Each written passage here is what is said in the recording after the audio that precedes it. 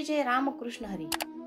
आज आपण सार्थश्री ज्ञानेश्वरी अध्याय 8 ओवी क्रमांक 65 या ओवीचा थोडक्यात अर्थ पाहणार आहोत। ओवी अशी आहे, पै अथावी घट बुडाला, तो आत बाहेरी उदक भरला, पाठी दैवगत्या जरी फुटला, तरी उदक काय फुटे।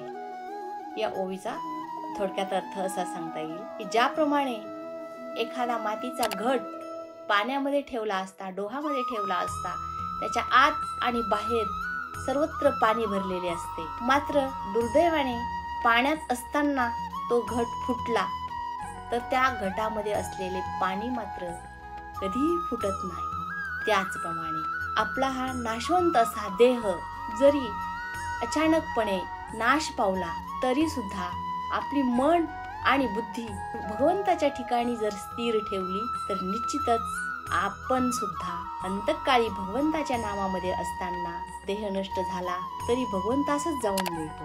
थोडक्यात काय तर आपला नाशवंत असा हा मनुष्य देह आहे, त्या देहाला मन आणि बुद्धी ही भगवंताच्या चरणी लीन ठेवून भगवंताच्या नामस्मरणामध्ये जर अडकवली तर आपल्या अंतःकरणाला भगवंताच्या नामाचीच आवड निर्माण होईल। आणि अशातच दुर्दैवाने आपला हा मनुष्यदेह जरी नष्ट झाला तरी सुद्धा मन आणि बुद्धी भगवंताच्या ठिकाणी लीन असल्यामुळे ती व्यक्ती भगवंतास जाऊन निश्चितच मिळणार। थोडक्यात काय तर कुठलीही गोष्ट ही अवघड असली तरी सुद्धा अशक्य नाही।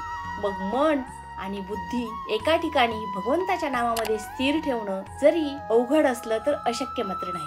ज्याप्रमाणे पायाने अधू असलेली एखादी व्यक्ती जर मनात आणले तर एखादा पर्वत सुद्धा सहजच चढून जातो, त्याचप्रमाणे आपण आपल्या अंतःकरणाला मन आणि बुद्धी एकाग्र करून भगवंताच्या नामाची सवय लावली आणि भगवंताचे नाम हेच खरे जीवनाचे सत्य आहे याची जाणीव करून घेतली तर निश्चितच अंतकाळी आपला देह नष्ट होत असताना किंवा शेवटच्या क्षणी आपल्याला भगवंताच्या नामामध्ये आपण असल्यामुळे आपण भगवंतासच जाऊन मिळणार। ज्याप्रमाणे एखादी नदी सागरास जाऊन मिळते, ती पुन्हा कधी माघारी फिरत नाही किंवा तिला वेगळं करता येत नाही, किंवा दुधापासून तूप केल्यानंतर पुन्हा त्या तुपाचे कधीही दूध करता येत नाही।